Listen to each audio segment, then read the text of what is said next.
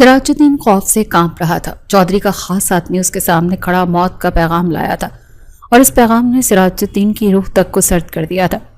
अगर बेटी की जिंदगी चाहते हो तो बेटी को वनी तो करना पड़ेगा, ये चौधरी साहब का वाज़ेह हुक्म है। इस आदमी की आवाज़ में शदीद रऊनत और हकारत थी और वो सिराज उद्दीन को किसी कीड़े मकौड़े की तरह देख रहा था। मैं तुम्हारे आगे हाथ जोड़ता हूँ, चौधरी साहब से कह दो मुझ गरीब पर जुल्म न करें। मेरी बच्ची अभी बहुत छोटी है और मासूम है। सिराजुद्दीन की आवाज़ में शदीद बेबसी थी और वो गिड़ गिड़ा कर उसके कदमों में गिरने वाला हो रहा था। यह फैसला पंचायत में हुआ है सिराजुद्दीन, और पंचायत का फैसला हर हाल में पूरा होता है। आदमी ने अपना सीना चौड़ा किया और उसके लहजे में कोई लचक नहीं थी। वो एक पत्थर की तरह बेहिस खड़ा था। मेरे बेटे ने कोई जुर्म नहीं किया, वो तो बस वहां से गुजर रहा था। चौधरी साहब के भाई को गोली किसी और ने मारी है। सिराजुद्दीन ने ज़मीन पर बैठकर अपना सर पकड़ लिया। उसकी सिसकियां कमरे की खामोशी को चीरने लगी थी। थोड़ी देर बाद सिराजुद्दीन टूटे हुए कदमों के साथ अपने घर के अंदर दाखिल हुआ।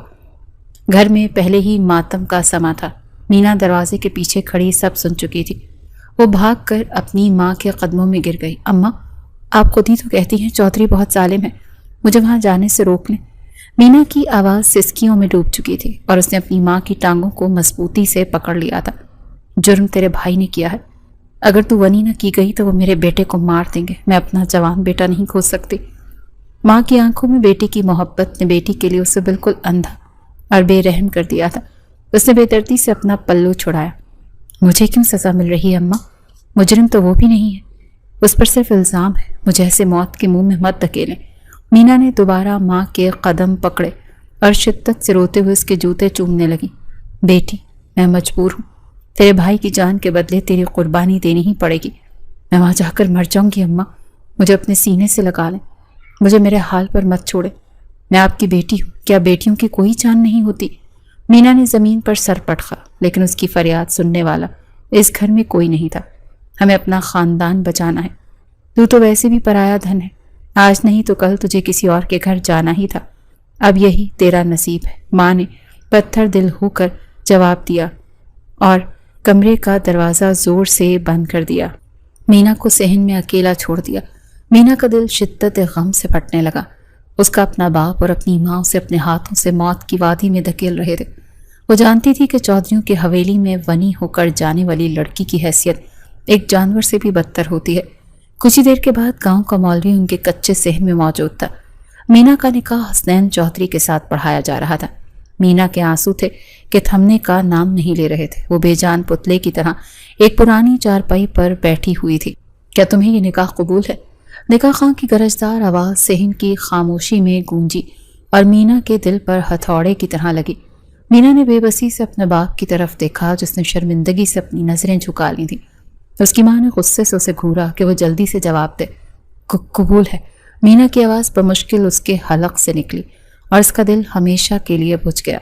उसने अपनी मौत के परवाने पर खुद मोहर जब्त कर दी थी।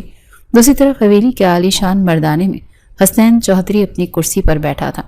वो एक मगरूर और तकब्बुर से भरा इंसान था। उसने बगैर कोई सवाल किए निकाहनामे के कागजात पर दस्तखत कर दिए। उसके चेहरे पर शदीद बेजारी और गुस्सा नुमाया था। मैंने अपना फ़र्ज़ पूरा कर दिया बाबा साईं, अब इस लड़की को मेरी नज़रों से दूर रखिएगा। मुझे इसकी शक्ल भी नहीं देखनी है। हसनैन ने कलम गुस्से में मेज़ पर फेंका और अपनी कुर्सी से उठकर खड़ा हो गया। भैया, पंचायत का फैसला था बेटे। हमारा वक़ार इसी में था कि हम इसे अपनी हवेली की जूती बना कर रखें। हम अपने दुश्मनों को बताना चाहते हैं कि चौधरियों से टकराने का क्या अंजाम होता है। बड़े चौधरी ने मूँछों को ताव देते हुए फातिहाना अंदाज में कहा, मुझे इससे कोई ग़र्ज़ नहीं कि वो कौन है और कैसी है। मैंने उसे सज़ा के तौर पर निकाह में लिया है और वो मेरे लिए एक मुजरिम से ज़्यादा और कुछ नहीं है। वो इस हवेली में नौकरानी बनकर रहेगी। हसनैन ने सर्द लहजे में कहा और तेज़ी से बाहर निकल गया। हसनैन चौधरी को किसी औरत की परवाह नहीं थी। उसके पास दौलत और ताकत की कोई कमी नहीं थी। वो जानता था कि गांव की हर लड़की उस पर मरती है, लेकिन वो किसी को खातिर में नहीं लाता था। वो अपनी ज़मीनों और अपनी सियासत में मगन रहने वाला इंसान था। शाम के वक्त मीना को हवेली लाया गया। उसे किसी दुल्हन के रूप में हवेली नहीं लाया गया था। वो एक काम से पुराने जोड़े में सर झुकाए मुजरिमों की तरह खड़ी थी।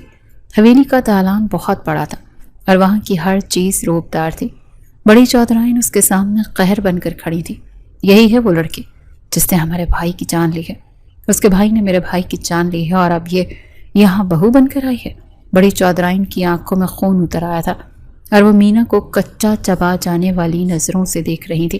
میں نے کوئی جرم نہیں کیا، خدا کی قسم مجھے کچھ نہیں پتا۔ تم نے نہیں کیا، لیکن ایک مجرم کی بہن تو ہو نا۔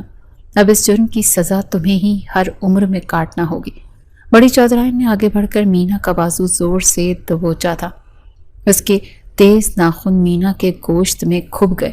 مینا درد سے کرا اٹھی، لیکن بڑی چودرائن نے اسے زوردار جھٹکا دے کر زمین پر گرا دیا۔ مینا کا ماتھا سنگ مرمر کے فرش پر لگا اور وہاں سے ہلکا سا خون رسنے لگ گیا۔ اسے نوکروں والے کوارٹر کے ساتھ بنے اسٹور روم میں پھینک دیا گیا۔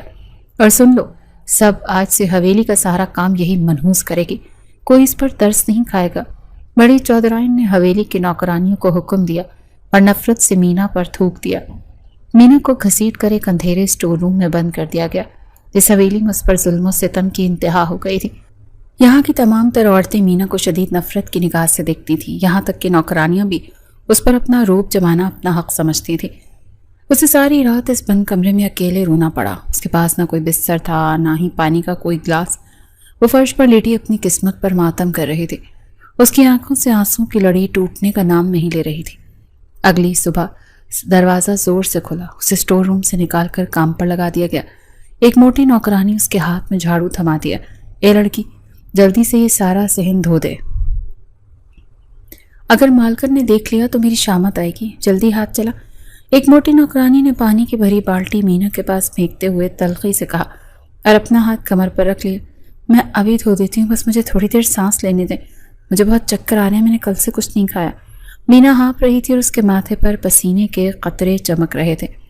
سانس لینے آئی ہے یہاں، مجرم کی بہن ہو کر نوابی دکھاتی ہے۔ جلدی کام کر ورنہ مالکن کو بلاتی ہوں، وہ تیری چمڑی ادھیڑ دے گی۔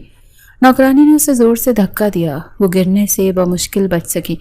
مینا نے خاموشی سے بالٹی اٹھائی اور فرش دھونے لگی۔ اس کے آنسو پانی میں مل کر فرش پر بہہ رہے تھے۔ اسے سمجھ نہیں آ رہی تھی کہ وہ کیا کرے۔ اس کے آنسو پانی میں مل کر فرش پر بہتے رہے تھے، لیکن وہ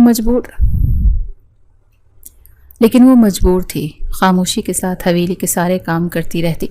حسنین چودھری جس کے ساتھ اس کا نکاح ہوا تھا، ابھی تک اس نے دیکھا تک نہیں تھا کہ وہ کون ہے اور کیسا ہے، اور اسے اس سے کوئی مطلب بھی نہیں تھا کیونکہ وہ تو ونی میں آئی گئی تھی سزا کاٹنے کے لیے، تو اسے چیز سے تعلق بھی کیسے رکھ سکتی تھی۔ حسنین چودھری اپنی زمینوں کے کاموں میں مگن تھا۔ وہ ایک چودھری کا بیٹا اور سیاست میں قدم رکھنے والا نوجوان تھا، جس پر گاؤں تو کیا شہر کی ہر لڑکی مرتی تھی۔ جس کو چاہنا وہ کسی بھی قیمت پر خرید سکتا تھا۔ چودھری صاحب، شہر کی ملوں کا سودا پکا ہو گیا ہے، بس آپ کے دستخط باقی ہیں اور آپ کا منافع پچھلے سال سے دگنا ہو گیا ہے۔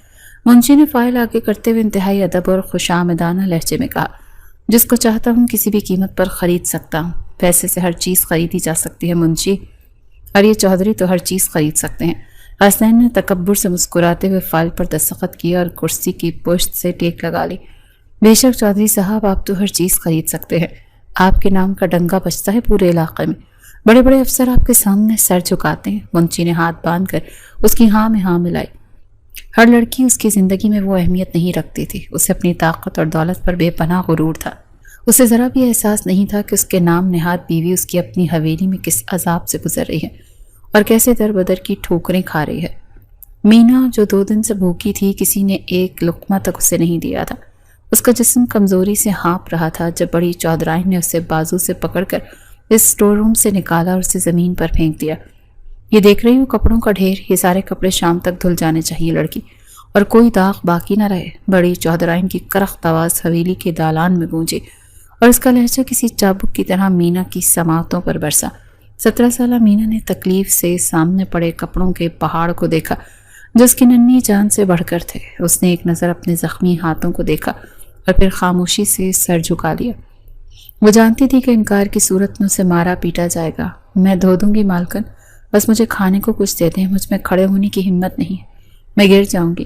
مینا کی آواز بھوک اور کمزوری سے ہانپ رہی تھی اور اس نے التجا بھری نظروں سے چودرائن کو دیکھا۔ کھانا تجھے تیرا مقدر کھلائے گا، مجھے ان کی بہن کو میں اپنے گھر کا رزق دوں؟ یہ کپڑے نہ دھلے تو آج تیری کھال ادھیڑ کر رکھ دوں گی۔ بڑی چودرائن نے اسے زور سے ٹھوکر ماری اور اپنے کمرے کی طرف چلی گئی۔ مگر اس کا نصیب کہ ایسی کچی عمر میں اسے ونی کر کے چودھریوں کی بہو بنا دیا گیا تھا، اور اب اسی ظلم کی تو یہ سزا کٹ رہی تھی۔ وہ خاموشی کے ساتھ خود کو ہمت دیتے ہوئے وہاں سے اٹھی اور کپڑے دھونے لگی۔ اس کی آنکھوں میں بے بہا آنسو تھے۔ اسے اپنے بچپن کا ایک ایک لمحہ یاد آ رہا تھا، اور اپنی جوانی کی وہ باتیں جب اماں اسے کام کا کہتی تو انکار کر دیتی تھی۔ اماں ساری عمر کام کرنے ہیں، مجھ سے نہیں کام ہوتا کوئی، اور ویسے بھی میں تو نوکرانی لے کر جاؤں گی جہیز میں۔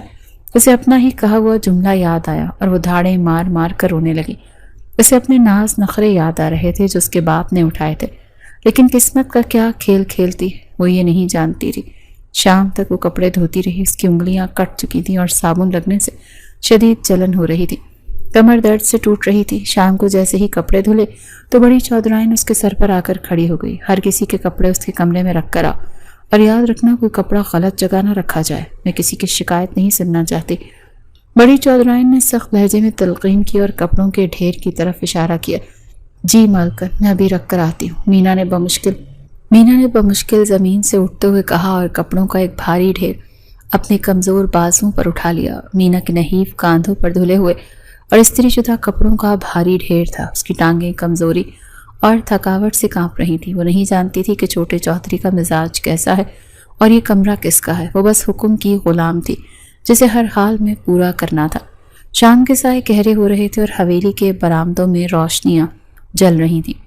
مینا چھوٹے چودھری کے کمرے کے دروازے پر پہنچی اور کانپتے ہاتھوں سے دروازہ کھولا۔ اندر قدم رکھتے وہ ٹھٹک کر رک گئی۔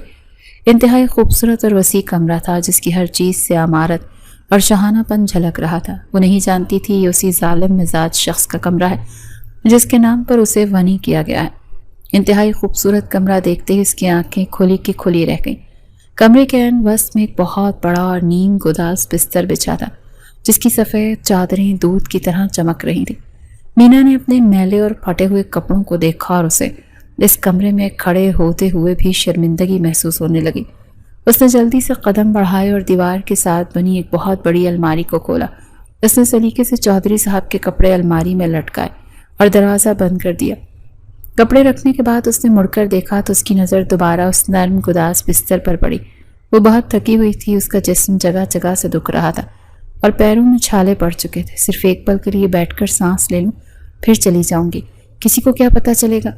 مینا نے خود کلامی کی۔ اس کے چہرے پر شدید بے بسی اور تھکاوٹ کے آثار نمایاں تھے۔ اس نے خود کو روکنے کی بہت کوشش کی لیکن اس کا نڈھال جسم مزید بوجھ سہنے سے انکاری تھا۔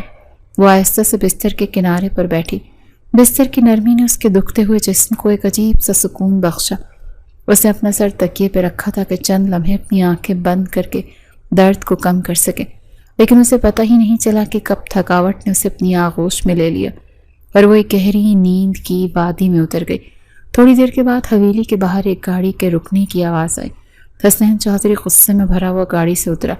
وہ پنچایت سے سیدھا حویلی آیا تھا کیونکہ اسے کسی کام سے باہر جانا تھا اور وہ اپنی گاڑی کی چابی کمرے میں ہی بھول گیا تھا۔ حسنین کے قدموں کی آہٹ سے حویلی کے ملازمین بھی سہم گئے تھے، ادھر ادھر ہو گئے تھے۔ وہ تیز قدموں سے سیڑھیاں چڑھتا ہوا اپنے کمرے کی طرف بڑھا۔ اس کے ماتھے پر شکنیں تھیں اور وہ کسی گہری سوچ میں گم تھا۔ اس نے دروازہ کھولا اور کمرے کی بتی جلانے کے لیے ہاتھ بڑھایا، لیکن اس کی نظر سیدھی بستر پر پڑی۔ اس کا ہاتھ وہیں ہوا میں رک گیا اور حیرت سے بت بن گیا۔ اس کے نرم گداز بستر پر ایک کمسن دوشیزہ گہری نیند سو رہی تھی۔ اس کے چہرے پر معصومیت اور تھکاوٹ کے آثار واضح تھے۔ حسنین چودھری کا دل ایک لمحے کے لیے زور سے دھڑکا۔ اس نے آج تک کسی لڑکی کو اپنے کمرے میں اس طرح نہیں دیکھا۔ یہ کون ہے اور میرے کمرے میں کیا کر رہی ہے؟ حسنین نے دل میں سوچا اور اس کے لبوں پر ایک بے ساختہ مسکراہٹ ابھر آئی۔ وہ جانتا نہیں تھا کہ سامنے لیٹی لڑکی کوئی اور نہیں بلکہ اس کی منکوہا ہے۔ وہ آہستہ قدموں سے چلتا ہوا بستر کے قریب آیا۔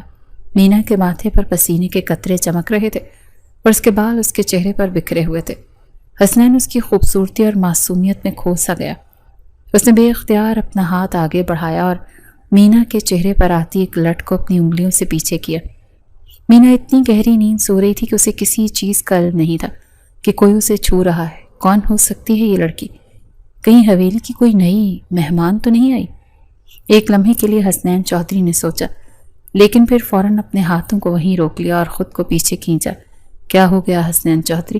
تم کب سے لڑکیوں پر مرنے لگے؟ تم ایک جاگیردار ہو اور یہ تمہارے وقار کے خلاف ہے۔ اس نے خود کو سخت تنبیہ کی اور اس کے چہرے پر دوبارہ وہی سرد مہری چھا گئی۔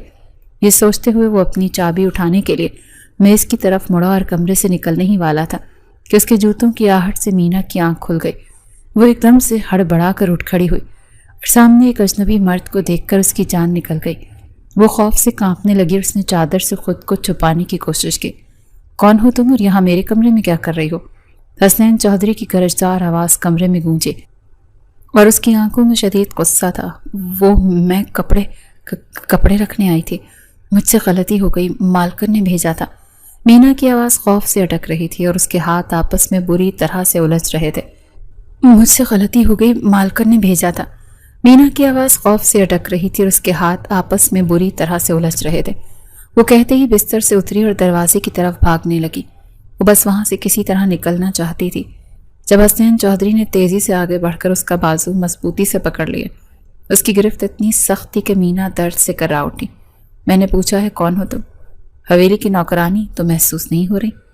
سچ سچ بتاؤ ورنہ جان سے مار دوں گا۔ حسنین نے اسے کھینچتے ہوئے خود کے قریب کیا اور اس کی آنکھوں میں جھانک کر سوال کیا۔ میں مینا ہوں، مجھے چھوڑ دیں، مجھ سے غلطی ہو گئی۔ مینا نے روتے ہوئے اپنا بازو چھڑانے کی کوشش کی۔ اس کی آنکھوں سے آنسو بہنے لگے۔ مینا کا نام سنتے ہی حسنین چودھری کے ذہن میں ایک دھماکہ سا ہوا۔ اس نے مینا کو سر سے لے کر پاؤں تک دیکھا۔ اچھا، تو تم ہو اس مجرم کی بہن جسے میرے نام پر ونی کیا گیا ہے؟ حسنین چودھری کے لہجے میں زہر گھل گیا اور اس نے مینا کا بازو مزید زور سے دبوچا۔ مینا کی تو جیسے جان ہی حلق میں اٹک گئی ہو۔ اسے لگا اب یہ شخص اسے زندہ نہیں چھوڑے گا۔ اس نے بے بسی سے اپنی آنکھیں بند کر لیں۔ تبھی حسنین چودھری نے اسے خود کے مزید قریب کیا اور اس کے چہرے کے بالکل پاس آ کر غرایا۔ تمہیں میرے کمرے میں کس نے بھیجا؟ تم میری اجازت کے بغیر یہاں کیسے داخل ہوئی؟ حسنین کی سانسیں غصے سے تیز چل رہی تھیں اور وہ اسے کچا چبانا جانے والی نظروں سے دیکھ رہا تھا۔ وہ بڑی چودھرائی نے کپڑے رکھنے کے لیے بھیجا تھا، مجھے نہیں معلوم تھا کہ یہ آپ کا کمرہ ہے، مجھے جانے دیں۔ مینا نے ہچکیوں کے درمیان جواب دیا۔ اس کا سارا جسم تھر تھر کانپ رہا تھا۔ یہ بات سنتے ہی حسنین چودھری نے اپنی مٹھیاں بھینچ لی تھیں۔ اس کے ماتھے کی رگیں ابھر آئیں۔ جو کچھ بھی تھا، یہ لڑکی اس کے نکاح میں تھی، اس کی منکوحہ تھی، لیکن اسے نوکرانی جیسا ٹریٹ کیا جا رہا تھا۔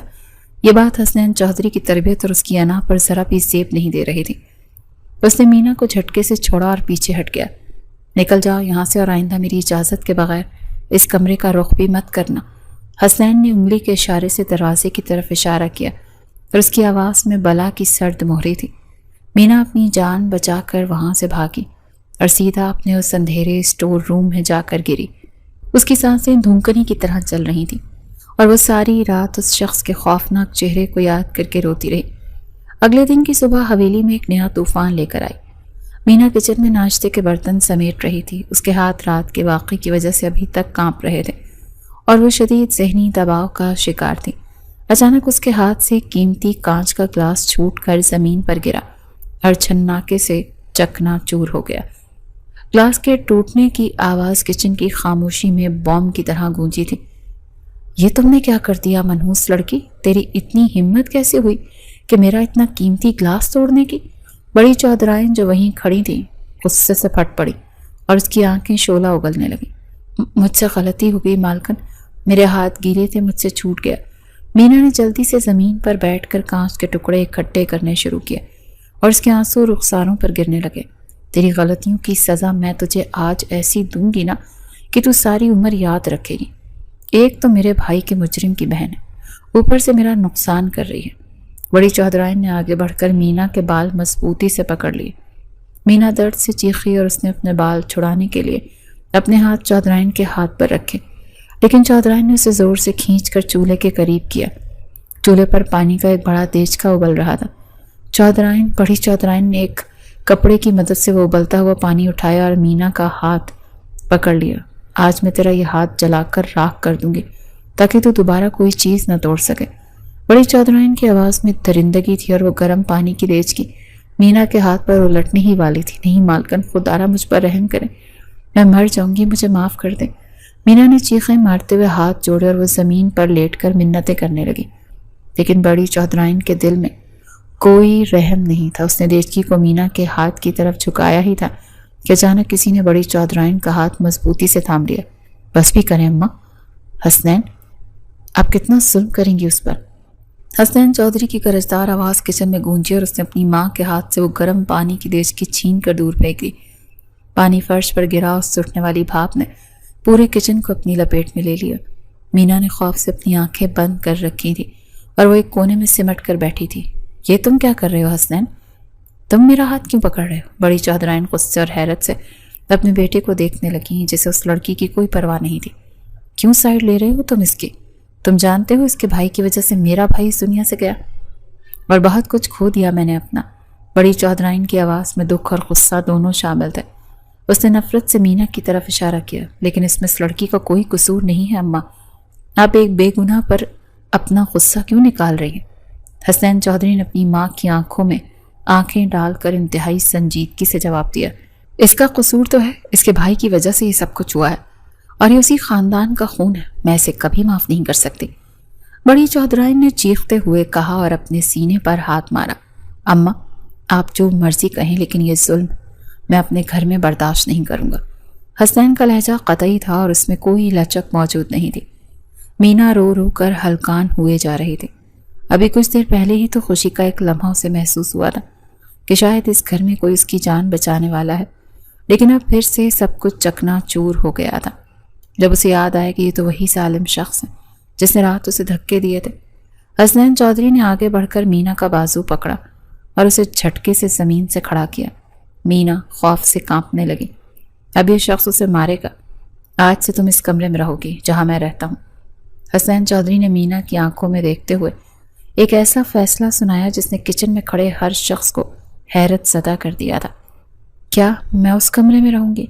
مینا نے بے یقینی سے حسنین کو دیکھا اور اس کی آواز میں حیرت اور خوف کی آمیزش تھی. ہاں بیوی ہو تم. میرے نکاح میں ہو. تمہارے ساتھ میرا. تم اسی کمرے میں ہی ساتھ رہو گی اور اس کے بعد اس بدبودار اسٹور روم میں نہیں رہو گی. حسنین نے سب کے سامنے اونچی آواز میں اعلان کیا اور اس کی گرفت مینا کے بازو پر مضبوط ہو گئی. اس بات پر بڑی چودھرائن کا پارا ہائی ہو گیا. ان کا چہرہ غصے سے سرخ ہو گیا اور اس نے آگے بڑھ کر حسنین کا راستہ روک لیا. تم پاگل ہو گئے ہو حسنین. تم جانتے نہیں ہو مجرم کی بہن ہے یہ اور اس کو تم اپنے عالی شان کمرے میں رکھو گے. بڑی چودھرائن نے غصے سے اپنا ہاتھ ہوا میں لہرایا اور حسنین پر چلانے لگی. مجرم کی بہن ہے یا جس کی مرضی بہن ہے لیکن اس وقت یہ میرے نکاح میں ہے اور میری عزت ہے. حسنین نے اپنی ماں کو ٹوکتے ہوئے دو ٹوک الفاظ میں جواب دیا اور اس کی آنکھوں میں ایک عجیب سی ضد تھی. جب تک یہ میرے نکاح میں ہے یہ میرے کمرے میں ہی رہے گی اور کوئی اس سے نوکرانی والا سلوک نہیں کرے گا. حسنین نے فیصلہ کن انداز میں کہا اور مینا کا ہاتھ کھینچتے ہوئے اسے کچن سے باہر لے جانے لگا. وہ مینا حسنین چودھری کی شکل تکتی رہ گئی. آج پہلی دفعہ اسے یہ محسوس ہوا تھا کہ اس پوری حویلی میں جہاں پر سب کے سب ظالم اور جانوروں کی طرح سلوک کرنے والے ہیں وہاں کوئی انسان بھی رہتا ہے. وہ انسان جس نے آج پہلی دفعہ اس کی ہمدردی میں دو لفظ بولے تھے اور اسے موت کے منہ سے نکالا تھا. مینا کے دل میں حسنین کے لیے خوف کے ساتھ ساتھ ایک عجیب سا احساس پیدا ہونے لگا تھا. حسنین اسے سیڑھیاں چڑھاتا ہوا اپنے عالی شان کمرے میں لے آیا. اس نے دروازہ کھولا اور مینا کو اندر دھکیل کر دروازہ زور سے بند کر دیا. آج کے بعد تم اسی کمرے میں رہو گی اور باہر نکلنے کی ضرورت نہیں ہے. حسنین نے غصے سے اس کی طرف دیکھتے ہوئے کہا اور اپنے بال بگاڑنے لگا. لیکن یہ کمرہ تو آپ کا ہے. میں یہاں کیسے رہ سکتی ہوں؟ مینا نے ڈرتے ڈرتے چاروں طرف نظریں دوڑاتے ہوئے پوچھا اور وہ دروازے کے ساتھ چپک کر کھڑی ہو گئی. ہاں تو تم بھی تو میری ہی ہو. بیوی ہو. کوئی غیر عورت تو نہیں ہو. حسنین نے پلٹ کر اس کی طرف دیکھا. اس کے چہرے پر ایک عجیب سی سنجیدگی تھی. اس کے منہ سے یہ الفاظ سن کر مینا شرما کر رہ گئی. اس کے گالوں پر ایک ہلکی سی سرخی دوڑ گئی تھی. اس نے جلدی سے اپنی نظریں جھکا لیں.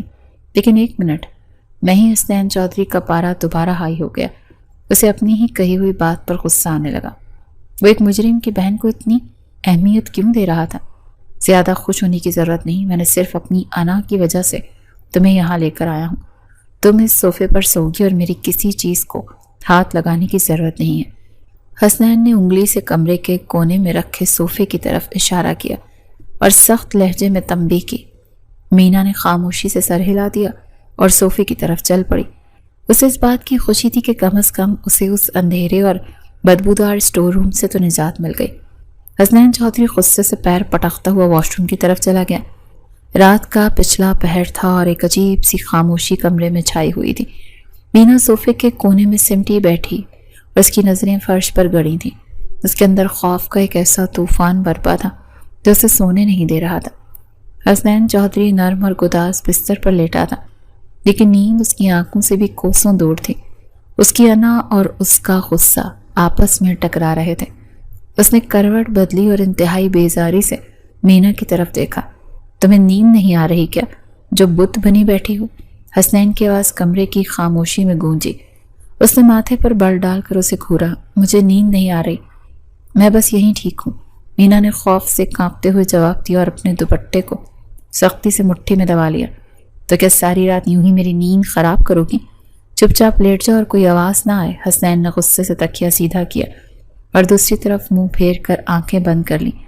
جی میں لیٹ جاتی ہوں، آپ غصہ نہ کریں۔ مینا نے جلدی سے صوفے پر اپنے پیر سمیٹے اور آنکھیں بند کر کے سونے کی ناکام کوشش کرنے لگی، حالانکہ اس کا دل بری طرح سے دھڑک رہا تھا۔ صبح کی روشنی کمرے میں پھیلی تو حسنین چودھری تیار ہو کر آئینے کے سامنے کھڑا اپنے بال سنوار رہا تھا۔ مینا ایک کونے میں سر جھکائے کھڑی تھی۔ اس کی آنکھوں میں نیند کی شدید کمی کے آثار نمایاں تھے۔ اس کا پورا جسم درد سے ٹوٹ رہا تھا۔ میں زمینوں پر جا رہا ہوں، تم اسی کمرے میں رہو گی اور باہر نکلنے کی کوئی ضرورت نہیں ہے۔ حسنین نے اپنی مہنگی گھڑی کلائی پر باندھتے ہوئے سخت لہجے میں حکم دیا اور اس کی طرف ایک نظر بھی نہیں دیکھا۔ لیکن اگر مالکن نے مجھے کام کے لیے بلا لیا تو میں کیا کروں گی؟ مینا نے ڈرتے ڈرتے پوچھا۔ اس کی آواز خوف سے لرز رہی تھی۔ میں نے کہہ دیا کہ تم باہر نہیں جاؤ گی تو بس نہیں جاؤ گی۔ میرا حکم اس حویلی میں سب سے اوپر ہے۔ حسنین نے غصے سے دروازہ کھولا اور تیزی سے باہر نکل گیا۔ مینا نے سکھ کا ایک گہرا سانس لیا، لیکن اس کا دل ابھی بھی انجانے خوف سے دھڑک رہا تھا۔ کچھ ہی دیر گزری تھی کہ کمرے کا دروازہ زور سے کھلا۔ بڑی چودھرائن گہر آلود نظروں کے ساتھ اندر داخل ہوئیں اور سیدھا مینا کے پاس آ کر رکی۔ اس کے پیچھے دو موٹی نوکرانیاں بھی موجود تھیں۔ تو نے کیا جادو کر دیا ہے میرے بیٹے پر جو وہ تجھے اپنے سر پر بٹھا رہا ہے؟ بڑی چودھرائن نے مینا کا بازو زور سے دبوچا۔ ان کی آنکھوں میں نفرت کی آگ بھڑک رہی تھی۔ میں نے کچھ نہیں کیا مالکن، مجھے تو خود سمجھ نہیں آ رہا۔ مینا درد سے کرا اٹھی اور اس نے روتے ہوئے اپنا بازو چھڑوانے کی کوشش کی۔ چل باہر نکل اس کمرے سے، تو یہاں ملکہ بن کر نہیں بیٹھ سکتی، تیری جگہ وہ جوتوں کے پاس ہے۔ بڑی چودھرائن نے اسے زوردار دھکا دیا اور دروازے کی طرف کھینچا۔ مجھے مت مارے، چھوٹے چودھری صاحب نے مجھے باہر جانے سے منع کیا ہے، وہ مجھے جان سے مار دیں گے۔ مینا نے زمین پر گر کر التجا کی۔ اس کے آنسو رخساروں پر بہنے لگے۔ اس کی حویلی کی مالکن میں ہوں، میرا بیٹا نہیں۔ جلدی جا کر پچھلے صحن کا سارا گند صاف کر، ورنہ آج تجھے زندہ نہیں چھوڑوں گی۔ بڑی چودھرائن نے اس کے بالوں کو سختی سے مٹھے میں جکڑا اور اسے گھسیٹتی ہوئی کمرے سے باہر لے گئی۔ حویلی کے پچھلے صحن میں جانوروں کا چارہ اور گندگی کا ایک ڈھیر لگا ہوا تھا۔ سورج آگ برسا رہا تھا اور گرمی کی شدت سے دم گھٹ رہا تھا۔ مینا چلچلاتی دھوپ میں صحن کی صفائی کر رہی تھی۔ اس کا جسم پسینے میں شرابور تھا اور پیاس سے حلق میں کانٹے پڑ رہے تھے۔ اسے محسوس ہو رہا تھا جیسے اس کے پاؤں کے نیچے سے زمین کھسک رہی ہے۔ جلدی ہاتھ چلا لڑکی، شام تک یہ سارا کام ختم ہونا چاہیے۔ ایک نوکرانی نے اس کے پاس سے گزرتے ہوئے حقارت سے کہا اور منہ چڑھا کر آگے بڑھ گئی۔ مجھ سے اب کھڑا نہیں ہوا جا رہا، مجھے بس ایک گھونٹ پانی دے دیں، اللہ آپ کا بھلا کرے گا۔ مینا نے جھاڑو کے سہارے خود کو گرنے سے بچایا اور اس کی آنکھیں کمزوری سے بند ہو رہی تھیں۔ تجھے پانی دینے کے لیے نہیں بٹھایا یہاں، مالکن نے اپنا کام کر چپ چاپ۔ نوکرانی نے بے حسی سے کاندھے اچکائے اور کچن کی طرف چلی گئی۔ مینا نے بے بسی سے آسمان کی طرف دیکھا۔ اس کی قسمت نے اسے کس عذاب میں لا کھڑا کیا تھا۔ اس نے دوبارہ جھاڑو اٹھایا لیکن اس کے ہاتھ جواب دے گئے۔ وہ چکرا کر زمین پر گری اور اس کی آنکھوں کے سامنے اندھیرا چھا گیا۔ اس کا سر ایک پتھر سے ٹکرایا اور وہ مکمل طور پر بے سدھ ہو گئی۔ دوپہر کے وقت حسنین چودھری کی لینڈ کروزر حویلی کے پورچ میں آ کر رکی۔ ایک ضروری فائل لینے وہ واپس آیا تھا جو وہ صبح جلدی میں بھول گیا۔ وہ تیز قدموں سے سیڑھیاں چڑھتا ہوا اپنے کمرے کی طرف گیا۔ اس کے ذہن میں زمینوں کا حساب کتاب چل رہا تھا۔ اس نے دروازہ کھولا تو کمرہ خالی تھا۔ حسنین کے ماتھے پر غصے کی لکیریں گہری ابھر آئیں۔ اس نے پورے واش روم اور بیلکنی میں نظر دوڑائی۔ لیکن مینا کا تو نام و نشان نہیں تھا۔ اس کا پارا ایک دم ہائی ہو گیا۔ میں نے اسے منع کیا تھا، پھر بھی وہ باہر چلی گئی۔ اس کی اتنی ہمت کیسے ہوئی؟ حسنین نے غصے سے میز پر مکہ مارا اور تیزی سے کمرے سے باہر نکل آیا۔ اس نے راہداری میں کھڑے ایک نوکر کو زور سے آواز دی۔ حویلی کے ملازمین اس کی گرجدار آواز سن کر سہم گئے۔ وہ لڑکی کہاں ہے جو اس کمرے میں تھی؟ سچ سچ بتاؤ ورنہ تمہاری کھال ادھیڑ دوں گا۔ حسنین نے نوکر کا گریبان پکڑا اور اس کی آنکھوں میں خون اتر آیا۔ وہ چھوٹے چودھری صاحب، بڑی مالکن نے اسے پچھلے صحن کی صفائی پر لگایا ہوا ہے۔ نوکر نے خوف سے کانپتے ہوئے جواب دیا تو اس کی جان نکلنے والی ہو رہی تھی۔ حسنین نے نوکر کو زور سے دھکا دیا اور تیزی سے پچھلے صحن کی طرف بڑھا۔ دھوپ اپنے جوبن پر تھی اور اس سے دور سے ہی دیکھا کہ مینا گندگی کے ڈھیر کے قریب زمین پر بے سود پڑی تھی۔ اس کے چہرے پر مٹی لگی تھی اور وہ موت کے منہ میں لگ رہی تھی۔ اس کا دل ایک لمحے کے لیے دھک سے رہ گیا۔ وہ تیزی سے بھاگتا ہوا اس کے پاس پہنچا اور اسے کاندھوں سے پکڑ کر سیدھا کیا۔ اس کی انگلیاں مینا کے بازو کی ٹھنڈک محسوس کر کے کانپ گئیں۔ آنکھیں کھولو مینا، کیا ہوا تمہیں؟ حسنین کی آواز میں پہلی بار ایک عجیب سی گھبراہٹ اور پریشانی تھی اور اس نے جلدی سے اس کے گال تھپ تھپائے تھے۔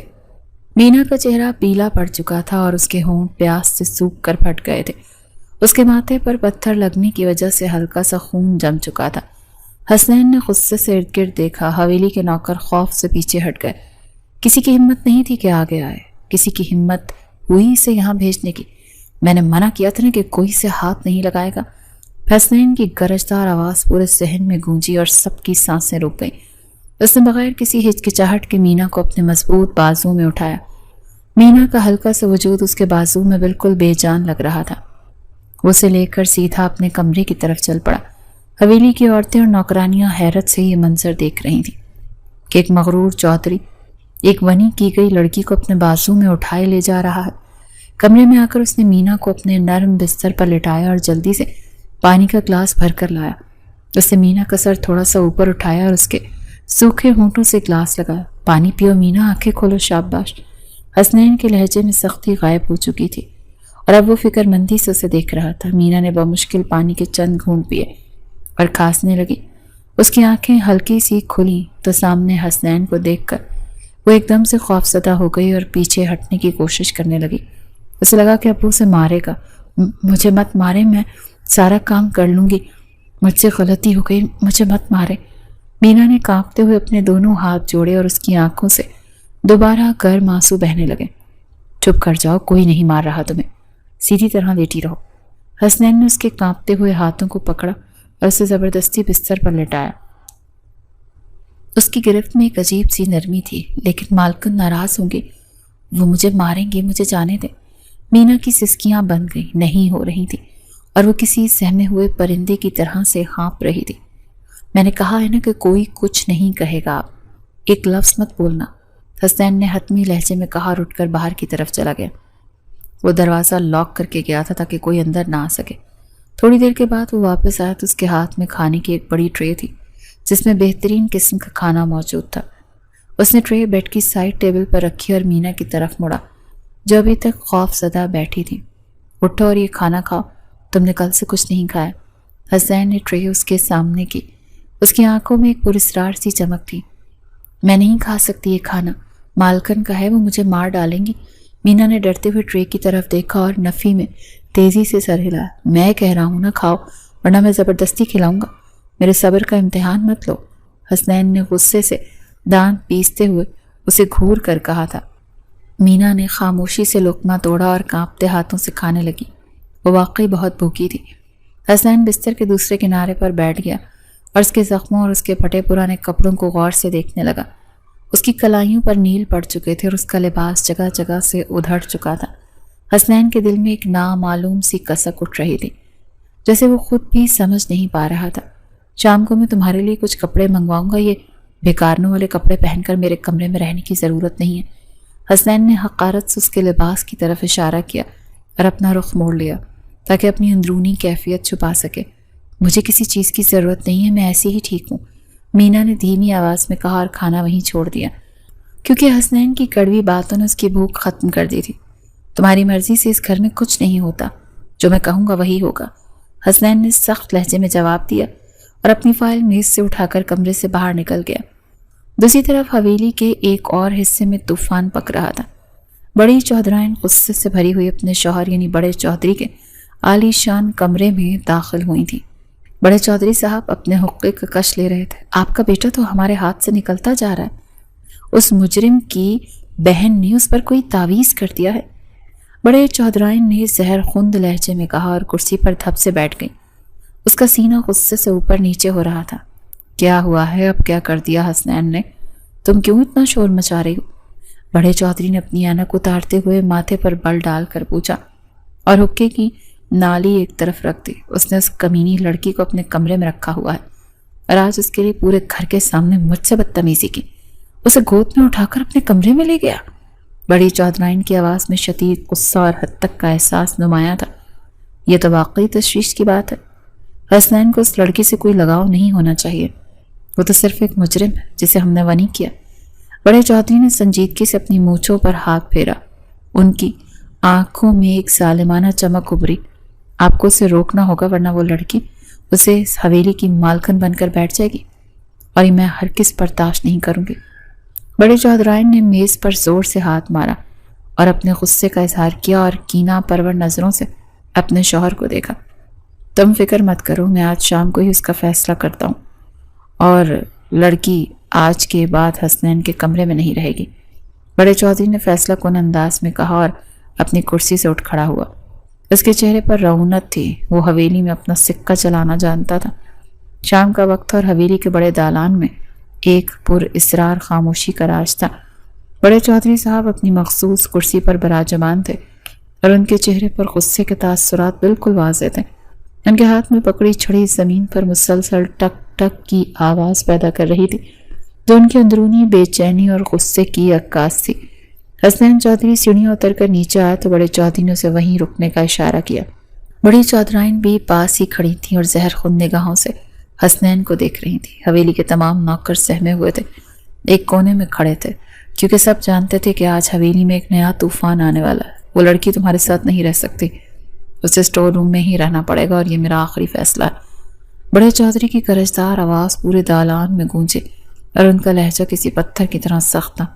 ایسا نہیں ہو سکتا بابا، وہ میری بیوی ہے اور وہ میرے ہی کمرے میں رہے گی، میں اسے جانوروں کی طرح اسٹور روم میں نہیں پھینک سکتا۔ حسنین نے دو ٹوک الفاظ میں جواب دیا۔ اس کی آنکھوں میں بغاوت کے شعلے بھڑک رہے تھے۔ بیوی ہے تو کیا ہوا؟ تم کب سے کسی بھی لڑکی کو اپنی زندگی میں شامل کرنے کا سوچنے لگے؟ بڑے چودھری نے غصے سے اپنی چھڑی زمین پر ماری اور اپنی کرسی ایک جھٹکے سے کھڑے ہو گئے۔ ان کی آنکھوں میں اپنے بیٹے کی نافرمانی پر شدید غصہ تھا۔ خود ہی تو کہتے ہو عورتوں سے نفرت ہے تمہیں، تو پھر ایک لڑکی کی خاطر اتنا کچھ کیوں کر رہے ہو جو تمہارے دشمنوں کے گھر سے آئی ہے؟ بڑی چودھرائن نے طنزیہ انداز میں بات کاٹی اور کینہ پرور نظروں سے بیٹے کو دیکھا۔ ان کا سینہ غصے سے اوپر نیچے ہو رہا تھا۔ حسنین نے ایک گہرا سانس لیا اور پیچھے مڑ کر دیکھا جہاں مینا سیڑھیوں کے پاس کھڑی خوف سے کانپ رہی تھی۔ آج سے اس کی وہی حقوق ملیں گے جو یہاں کے باقی عورتوں کو ملتے ہیں اور کوئی اسے حویلی کی نوکرانی نہیں سمجھے گا۔ حسنین کی آواز میں ایک ایسی گونج تھی جس نے دالان میں کھڑے ہر شخص کو خاموش کرا دیا۔ اس کی گرفت مینا کے ہاتھ پر مزید مضبوط ہو گئی تو اس بات کا اعلان تھی کہ اب مینا اکیلی نہیں ہے۔ یہ کہہ کر وہ مینا کا ہاتھ پکڑے اسے واپس اپنے عالی شان کمرے میں لے آیا۔ مینا کا دل زور سے دھڑک رہا تھا اور اسے یقین نہیں آ رہا تھا کہ حسنین نے اس کے لیے اپنے ماں باپ سے بغاوت کر دی۔ کمرے میں آ کر حسنین نے دروازہ زور سے بند کیا اور مینا کی طرف مڑا۔ مینا ابھی تک سہم کر دیوار کے ساتھ لگی کھڑی تھی۔ تم آج کے بعد اس بیڈ پر سوگی اور میں صوفے پر سوؤں گا، تمہیں مجھ سے کسی اور سے ڈرنے کی ضرورت نہیں ہے، حسنین نے نرمی سے کہا اور اپنا تکیہ اٹھا کر صوفے کی طرف لے گیا۔ لیکن آپ صوفے پر کیسے سو سکتے ہیں؟ آپ کو تکلیف ہوگی۔ میں زمین پر سو جاؤں گی، مالکن کو پتہ چلا تو وہ مجھے ماریں گے، مینا نے ہچکچاتے ہوئے کہا اور اپنی انگلیاں آپس میں الجھانے لگیں۔ اس کی آنکھوں میں ابھی تک پرانا خوف باقی تھا۔ میں نے جو کہہ دیا ہے اس پر بحث مت کرو، چپ چاپ جا کر آرام سے وہاں پر سو جاؤ، میرا فیصلہ کوئی نہیں بدل سکتا۔ حسین نے اپنا مخصوص روبدار انداز اپنایا اور صوفے پر دراز ہو کر آنکھیں بند کر لیں۔ مینا خاموشی سے بیڈ پر لیٹ گئی لیکن اس کی آنکھوں میں نیند نہیں تھی۔ وہ اس شخص کے بدلتے ہوئے روپ کو دیکھ کر حیران تھی۔ وہ شخص جو کل تک اس پر ظلم خاموشی سے دیکھ رہا تھا آج اس کا سب سے بڑا محافظ بن گیا تھا۔ رات گہری ہونے لگی اور اچانک موسم خراب ہو گیا۔ کھڑکیوں کے شیشے تیز ہوا سے بجنے لگے اور پھر زوردار بارش شروع ہو گئی۔ آسمان پر کڑکتی بجلی کی آواز نے مینا کے دل کی دھڑکنیں تیز کر دیں۔ اسے بچپن ہی سے طوفان اور بجلی کی کڑک سے شدید قسم کا ڈر لگتا تھا۔ اچانک ایک زوردار دھماکے کے ساتھ بجلی چمکی اور پورے کمرے میں ایک لمحے کے لیے سفید روشنی پھیل گئی۔ مینا کی فلک شگاف چیخ نکل گئی اور وہ ڈر کے مارے بیڈ سے اچھل پڑی۔ اندھیرے اور خوف نے اس کے ہوش اڑا دیے تھے اور وہ بے ساختہ بھاگ کر صوفے پر لیٹے حسنین چودھری کے گلے سے لگ گئی۔ مجھے بچا لیں، مجھے بہت ڈر لگ رہا ہے، اماں مجھے بچا لیں۔ مینا روتے ہوئے اس کے سینے سے چھپ گئی تھی اور اس کا سارا جسم تھر تھر کانپ رہا تھا۔ وہ اتنی خوفزدہ تھی کہ اسے ہوش ہی نہیں رہا کہ وہ کس کے گلے لگ رہی ہے۔ حسنین ایک دم ہڑبڑا کر اٹھا، لیکن جب اس نے مینا کو اپنے بازوؤں میں بھرا اور بری طرح سے کانپتے ہوئے محسوس کیا تو اس کے دل کی دھڑکنیں بے قابو ہو گئی تھیں۔ اس نے اپنے دونوں بازو مینا کے گرد لپیٹ لیے، اسے اپنے اندر چھپا لیا۔ کچھ نہیں ہوا، میں ہوں تمہارے پاس، ڈرنے کی کوئی ضرورت نہیں ہے مینا، میں کسی طوفان کو تمہیں چھونے بھی نہیں دوں گا۔ حسنین نے اس کے نرم بالوں پر ہاتھ پھیرا۔ اس کے لہجے میں بے پناہ محبت اور سکون تھا۔ اس نے مینا کو اتنی مضبوطی سے تھاما ہوا تھا کہ مینا کا سارا ڈر آہستہ آہستہ ختم ہونے لگا۔ کچھ دیر بعد جب بارش کا شور کم ہوا اور مینا کے حواس بحال ہوئے تو اسے احساس ہوا کہ وہ کیا کر بیٹھی ہے۔ وہ یکدم شرمندگی سے پیچھے ہٹی اور اس کا چہرہ لال سرخ ہو گیا۔ اس کی سانسیں بے ترتیب ہو رہی تھیں اور وہ نظریں چرانے لگی۔ مجھے معاف کر دیں، وہ بجلی چمکی تو میں ڈر گئی تھی، میرا وہ مطلب نہیں تھا، مینا نے نظریں جھکاتے ہوئے کہا اور جلدی سے بیڈ کی طرف واپس جانے لگی تھی۔ اس کا دل سینے کی پسلیاں توڑ کر باہر آنے کو بے تاب تھا، لیکن حسنین نے اس کا ہاتھ پکڑ کر اسے دوبارہ اپنا قریب کر لیا۔ اس نے مینا کے چہرے کو اپنے ہاتھوں کے پیالے میں لیا۔ اب اسے ہر روز مینا انتہائی معصوم اور خوبصورت نظر آنے لگی تھی۔ وہ اس بنی کی گئی لڑکی سے سچی محبت کرنے لگا تھا۔ اس کی بڑی بڑی معصوم آنکھوں نے حسنین کے پتھر دل کو پگھلا دیا تھا۔ تم میری بیوی ہو مینا، تمہیں مجھ سے شرمانے یا ڈرنے کی ضرورت نہیں ہے، آج کے بعد تم صرف میری محبت ہو۔ حسنین کی آواز میں ایک ایسا جادو تھا جس نے مینا کے سارے خوف ختم کر دیے۔ اس رات دونوں کے دلوں کے درمیان جمی ہوئی برف ہمیشہ کے لیے پگھل گئی۔ اگلے دن حویلی میں ایک پھر طوفان کھڑا ہو گیا۔ بڑے چودھری نے حسنین کو اپنے کمرے میں طلب کر لیا۔ ان کے ماتھے پر غصے کی لکیریں نمایاں تھیں۔ وہ کمرے میں غصے سے چکر کاٹ رہے تھے۔ تمہیں اس لڑکی کو چھوڑنا ہوگا، وہ ونی میں آئی تھی سزا کاٹنے کے لیے، لیکن تم اس کے اسیر ہوتے جا رہے ہو۔ بڑے چودھری نے اپنا حتمی حکم سناتے ہوئے میز پر زور سے ہاتھ مارا۔ ان کی آواز میں شدید تحکم تھا۔ یہ نہیں ہو سکتا بابا، وہ میری عزت ہے اور میں اپنی عزت کو دربدر نہیں کر سکتا، اس سے محبت کرتا ہوں میں۔ حسین نے مضبوط لہجے میں صاف انکار کر دیا اور اپنے باپ کی آنکھوں میں آنکھیں ڈال کر کھڑا رہا۔ اس کی آواز میں کوئی ہچکچاہٹ نہیں تھی۔ تو کیا تم ایک مجرم کی بہن کے لیے اپنے باپ کی نافرمانی کرو گے؟ اپنی حویلی کی روایت کو مٹی میں ملا دو گے؟ بڑے چودھری کا غصہ عروج پر تھا اور ان کی آواز شدت و جذبات سے کانپ رہی تھی۔ حسین شاہ جس کو ایک دفعہ اپنا بنا لیتا ہے اسے کبھی نہیں چھوڑتا، اور میں بھی ایسا ہی کروں گا۔ مینا میری زندگی ہے اب۔ حسین نے اپنا فیصلہ سناتے ہوئے اپنا سر فخر سے بلند کیا اور کمرے سے باہر نکل گیا۔ حسین چودھری نے اپنی محبت کو سچے دل سے نبھایا اور مینا کے اندر چھپی دلکشی اور خوبصورتی کو باہر نکالا۔ مینا جو کبھی سہم کر ایک کونے میں پڑی رہتی تھی، اب اس کے چہرے پر خوشی اور اعتماد کی چمک نظر آنے لگی۔ وہ پورے اعتماد سے حویلی میں چلنے لگی۔ حسنین کی محبت مینا کے لیے ایک نیا مسیحا تھی جس نے اس کی روح اور جسم کے سارے زخموں پر مرہم رکھ دیا تھا۔ حسنین نے اپنے ماں باپ کے ساتھ رہنے کا ایک ہی فیصلہ کیا تھا جو اس نے حویلی کے دالان میں سب کے سامنے سنا دیا۔ میں آپ سب پر واضح کر دینا چاہتا ہوں کہ اگر میں آپ کے ساتھ اس حویلی میں رہوں گا تو مینا بھی میرے ساتھ برابر کی مالکن بن کر رہے گی۔ حسنین کی آواز حویلی کی دیواروں سے ٹکرا رہی تھی۔ اور اگر ہم اس خادمہ کو مالکن تسلیم کرنے سے انکار کر دیں تو تم کیا کرو گے؟ بڑی چودھرائن نے طنزیہ لہجے میں پوچھا اور کڑی نظروں سے بیٹے کو گھورا۔ تمہیں مینا کے ساتھ رہنے سے مجھے کوئی نہیں روکے گا۔ میں آج ہی اپنا سارا حصہ لے کر یہ حویلی ہمیشہ کے لیے چھوڑ دوں گا اور آپ اپنا بیٹا کھو دیں گے۔ حسنین کے اس اعلان نے سب کے ہوش اڑا دیے۔ اس کی محبت اور ضد کے آگے بڑے چودھری اور بڑی چودھرائن کے تکبر کو بلاخر ہار ماننی پڑی۔ سب کو حسنین کی یہ بات ماننا پڑی۔ مینا کے دل میں ایک حسرت تھی کہ وہ کبھی روایتی دلہن نہیں بنی، نہ ہی اس کی کوئی رخصتی ہوئی۔ اسے مجرموں کی طرح اس حویلی میں دھکیل دیا گیا۔ حسنین نے اس کی آنکھوں میں چھپی اس حسرت کو جان لیا تھا۔ اس نے مینا کی خواہش پر اسے دوبارہ دلہن بنا کر اسی شاندار رخصتی کروانے کا فیصلہ کیا تھا۔ حویلی کے ان کے پرائیویٹ حصے کو پھولوں اور روشنیوں سے خوبصورتی سے سجایا گیا اور مینا کو ایک انتہائی قیمتی سرخ روسی جوڑے میں تیار کیا گیا۔ اس کے ہاتھوں پر حسنین کے نام کی گہری مہندی لگائی گئی اور بھاری زیورات نے اس کی خوبصورتی کو چار چاند لگا دیے۔ وہ سرخ بھاری گھونگھٹ پھیلائے بیڈ پر بیٹھی تھی۔ اس کا دل زور زور سے دھڑک رہا تھا اور اس کی ہتھیلیوں پر لگی مہندی کی خوشبو پورے کمرے کو معطر کر رہی تھی۔ اسے آج مکمل ہونے کا احساس ہو رہا تھا۔ جب حسنین کمرے میں داخل ہوا تو اسے دیکھتے ہی اس کے قدم وہیں رک گئے اور گلا کنکار ہو گیا۔ مینا اس روپ میں ایک آسمانی حور لگ رہی تھی۔ وہ آہستہ قدموں سے چلتا ہوا آیا اور بیڈ پر مینا کے بالکل قریب بیٹھ گیا۔ اس نے مسکراتے ہوئے اپنا ہاتھ آگے بڑھائے اور اس سرخ گھونگھٹ کے پیچھے گرا کر اس کا نورانی چہرہ بے نقاب کیا۔ مینا نے شرم سے اپنی پلکیں جھکا لیں۔ اس چاند کو دیکھنے کے لیے تو منہ دکھائی بڑی بھاری ہی دینا پڑے گی۔ آج تو تم نے میرے ہوش اڑا دیے، حسنین نے شرارت سے مسکراتے ہوئے کہا اور مینا کی نشیلی آنکھوں میں جھانکا۔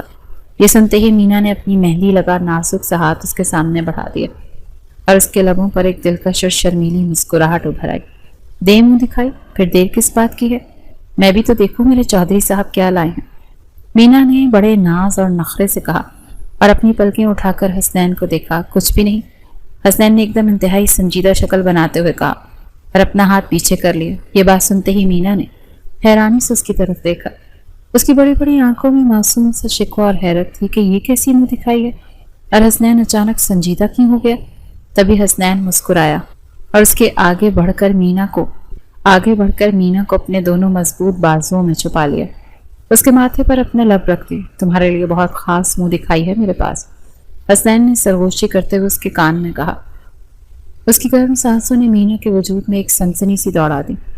بے شک منہ پہلے دیکھا ہے، لیکن اپنی دلہن کے اور اپنی محبت کے روپ میں تو پہلی دفعہ دیکھا ہے نا، اور میری زندگی کی ساری خوشیاں تمہاری منہ دکھائی ہیں۔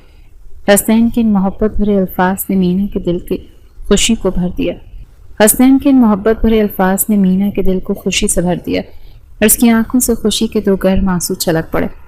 یہ کہتے ہی حسنین نے مینا کو اپنے دونوں بازوؤں میں مزید مضبوطی سے چھپا لیا تھا اور کمرے میں محبت کی ایک انمٹ خوشبو پھیل گئی تھی۔ ان کی کہانی جو ایک کڑی سزا اور نفرت سے شروع ہوئی تھی، اب ایک انتہائی خوبصورت اور سچی محبت کے انجام تک پہنچ چکی تھی۔